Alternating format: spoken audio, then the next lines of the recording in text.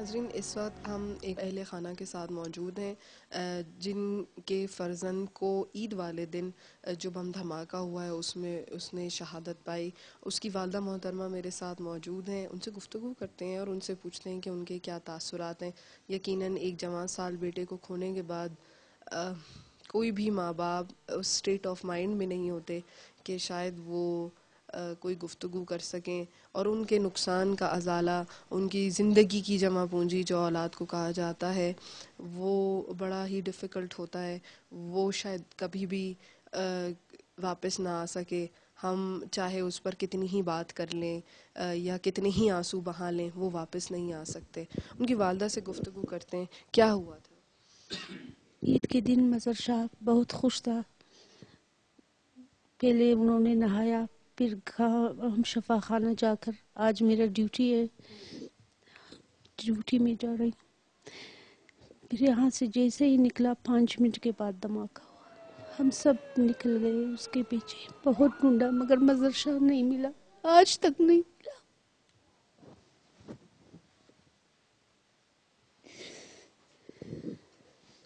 ہمارے گھر کا سب سے بڑا بیٹا.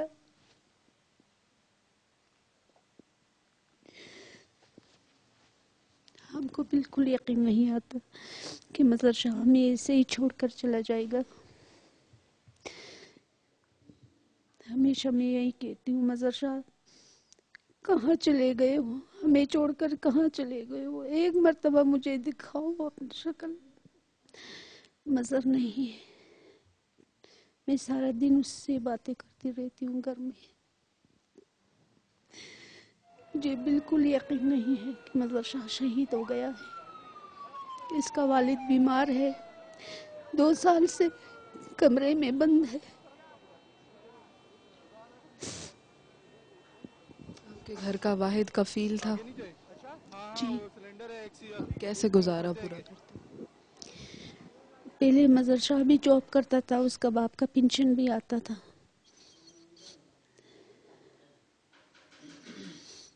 بس یہ ان کا چھوٹا بھائی ہے.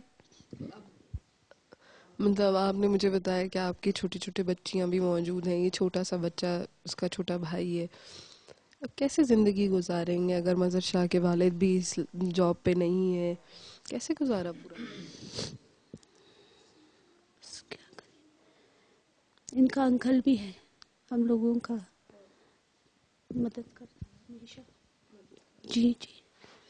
اچھا یہ بتائیں کہ اس طرح کے واقعات جو رونما آئے دن ہوتے رہتے ہیں، ایک ماں ہونے کی حیثیت سے کیا پیغام دیں گی آپ حکمرانوں کو جو ہمارے سروں پہ بیٹھے ہیں، جمہوریت کے نعرے لگاتے ہیں، بڑی بڑی باتیں ٹی وی کھولتی ہوں گی تو سناتے ہیں؟ کوئی آیا پوچھنے کے لیے آپ کو؟ کوئی نہیں، کوئی نہیں. بس یہی کہیں گے کہ پاکستان کے لیے صرف فوج ہی بہتر ہے. صرف فوج، مشرف، بس، اور کوئی نہیں. مشرف صاحب اگر واپس آ جاتے ہیں تو آپ کو لگتا ہے بہتری آ جائے گی؟ اس ملک کے لیے صرف فوج ہی بہتر ہے. کوئٹہ اور کراچی کا حالات بہت خراب ہے. جی جی.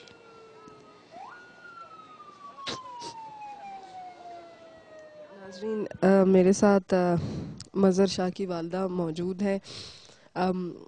ان کا کہنا، جیسے کہ میں پہلے بھی کہہ رہی تھی، کہ اولاد نرینہ کا اس عمر میں جا کر اچانک دنیا سے چلے جانا شاید کسی ماں کے لیے بہت مشکل ہوتا ہے.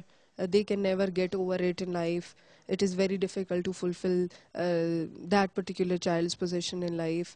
تو جیسے کہ ان کی والدہ ہیں، وہ ابھی بھی مجھے شاکڈ محسوس ہو رہی ہیں اور ان کا کہنا ہے کہ وہ مظہر شاہ سے اب بھی باتیں کرتی ہیں. ان کا بیٹا یقیناً شہید ہے اور ان کا یہ کہنا ہے کہ حکومت سے اب لوگوں کو کسی قسم کی کوئی دلچسپی نہیں رہی. ہر ایک کی زبان پر صرف ایک ہی اپیل ہے کہ فوج کو بلایا جائے.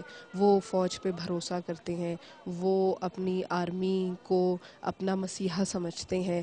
اب یہ ایک لمحہ فکریہ ہے، کیونکہ کہنے کو یہ بھی کہا جاتا ہے کہ فوج یقیناً شارٹ ٹرم سولوشنز کے لیے تو اویلیبل ہو سکتی ہے، لیکن لانگ ٹرم پیس پرووائڈ کرنا یا لانگ ٹرم انفراسٹرکچر کو ہینڈل کرنا یا سول گورنمنٹ کو ہینڈل کرنا will be bit difficult for them. تو اب یہاں پر چونکہ سیاسی پارٹیوں میں سے میری ان بہنوں کو، ان ماؤں کو، ان بیٹیوں کو، ان بہوؤں کو اب کوئی امید نہیں رہی. جیسے کہ ایک اور بچی نے مجھ سے جب بات کی تو اس کا یہ کہنا تھا کہ سارے نوجوان مرتے چلے جا رہے ہیں اور ہم صرف عورتیں رہ گئی ہیں. تو ناظرین، اگر آپ کو یاد ہوگا افغانستان کے حالات، تو اس کے اندر بھی یہی حالات ہوئے تھے کہ تمام تر نوجوانوں کو اور گھر کے مردوں کو مار دیا گیا تھا، اور چونکہ عورتوں کے پاس کوئی آپشنز اویلیبل نہیں ہوتے تھے تو پھر جو ان کے ساتھ ہوتا تھا وہ تمام تر کوئی ایسی پوشیدہ بات نہیں رہی. تو یہاں پر بار بار ہر ایک شخص، ہر ایک بچہ اور لڑکی اور خاتون یا ماں وہ یہی کہہ رہے ہیں کہ شاید فوج آ جائے تو شاید ہمیں کچھ رسپائٹ مل جائے گا، کیونکہ سیاسی پارٹیوں سے، سیاسی لیڈران کے کھوکھلے دعوے اور جو کھوکھلے نعرے وہ لگاتے ہیں اور جو وہ باتیں کرتے ہیں کہ ہم غریبوں کے لیے یہ کر دیں گے اور ہم غریبوں کے لیے وہ کر دیں گے، وہ اس سے ان کو کوئی امید نہیں ہے. شاید ہمیں بھی کوئی امید نہیں ہے، کیونکہ چیخ چیخ کر باتیں کر لینا، ٹاک شوز کے اندر بیٹھ کر پوائنٹ پروف کر لینا، لیکن وہ سب باتیں کر کے 36 منٹس کے بعد جب ٹائم اوور ہو جاتا ہے تو وہ ہنستے ہوئے چلے جاتے ہیں اور سچویشن وہیں کی وہیں ہوتی ہے.